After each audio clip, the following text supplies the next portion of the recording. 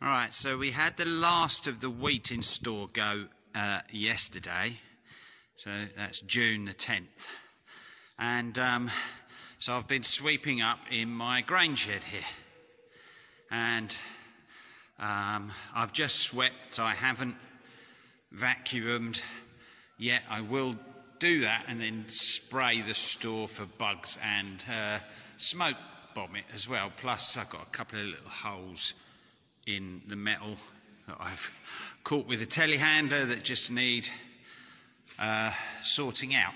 But it's not too bad at the moment, it's quite tidy. And what I thought I'd do is just explain how we store the wheat and what goes on if it needs drying. So, you would bring a trailer back from the field and back in. Either, if the wheat is dry enough, you would back in and just tip it straight down there and push it up with a telehandler. Now, I haven't got a grain pusher, so I can only push it up to about 8 feet tall, and these walls are 10 feet. So, what I do, I tip there what I can, but if it's getting full or needs drying, I would back in and tip the wheat into this pit. Now I'll explain first if it's dry enough and just go straight up. So it would go up this elevator, which has got little buckets on a belt like this. So it takes the wheat up, dumps it round and drops it in the top of this cleaner, which has different sieves on here. They're parked around the back there. You put them on for different sizes for different crops, and that sort of shakes like the back of a combine, comes out there, drops it into that bucket elevator, which goes right up to the top of that shed. It comes down that grey pipe into this orange conveyor and then onto this, which is a belt, what would you call that? A belt conveyor, I guess, a belt conveyor. A conveyor belt, yes, a conveyor belt. So, and then you've got on the top of that sort of metal structure, you have this sort of thing there. Well, that moves on wheels. You can move it any position on that whole box section.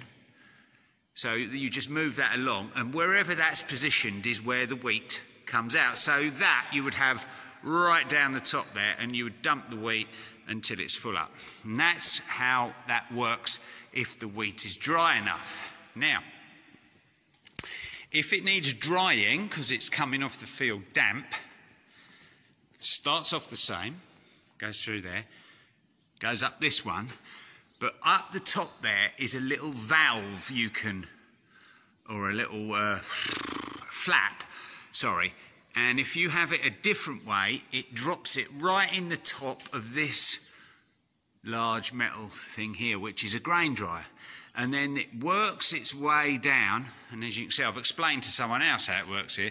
So it comes in the top and goes down this inside and eventually comes out the bottom there dry, and it goes up that conveyor, down that metal pipe, and then up the orange conveyor and along the conveyor belt, the same as if it was dry. Now this is, so the dryer itself has got a huge fan on there, on this end, that, sorry, that light's a bit bad, a huge fan that draws air through it. It takes the air in here. This is a big diesel-fired burner. There's a massive flame there, makes a hell of a racket, sounds like a jet engine. That heats the air up, and it draws it in, the hot air, and it's then drawn through the wheat inside this machine, above here, and heats the wheat up and dries it. After it's finished in that section, let me go around the other side where it's a bit lighter. So once it's finished in that top section down to here, that's where it's hot, it then drops through this bit, and then from here downwards it draws air not in through past the burner but in from here outside, and that cools it. So it's hot at the top, drying it, it comes through there, then this section cools the wheat, it comes out the bottom there, and that's where it drops into that conveyor. Now, if you were drying, if you were only taking out a couple of % of moisture, because the wheat has to be below 15% moisture.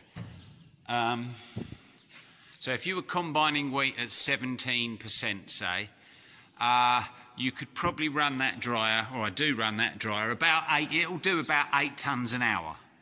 And so the dryer hole, from when a piece of wheat enters the top to when it comes out the bottom, will take about 45 minutes, because that holds about 6 tonne of wheat. And if you've got a throughput of about 8 tonnes an hour, it'll take about 45 minutes. So it's got, you know, it's hot, hot, hot, hot, hot, hot, hot, then cooling, and out the bottom dry. And that's how it works. Now, obviously, 8 tonne an hour, because this is old, this is from the 60s. This is the third farm this dryer's been on. It's old and slow. A modern combine, or even our combine, which isn't that modern, will output 30 tonnes an hour. You'll be bringing 30 tonnes, which is obviously much quicker than that dryer will run.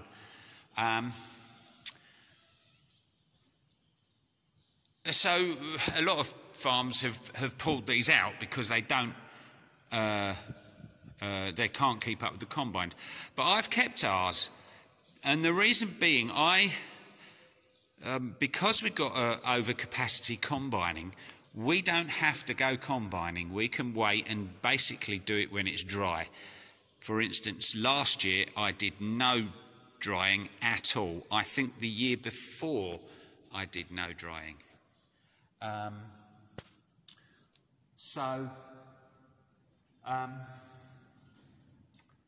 But if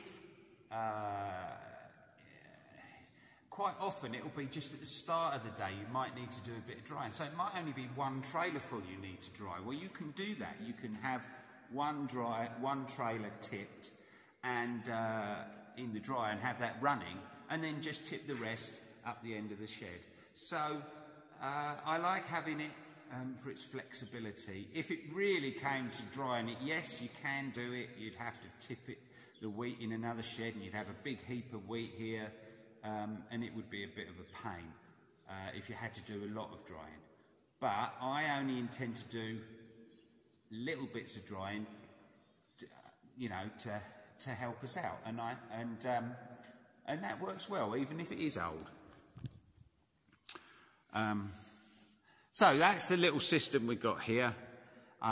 This grain shed will probably hold something over 800 tonnes. If it was full right up, you could probably just about squeeze 800 tonnes in here, which would be nice at £200 a tonne at the moment. So there we are. That's how our grain store works.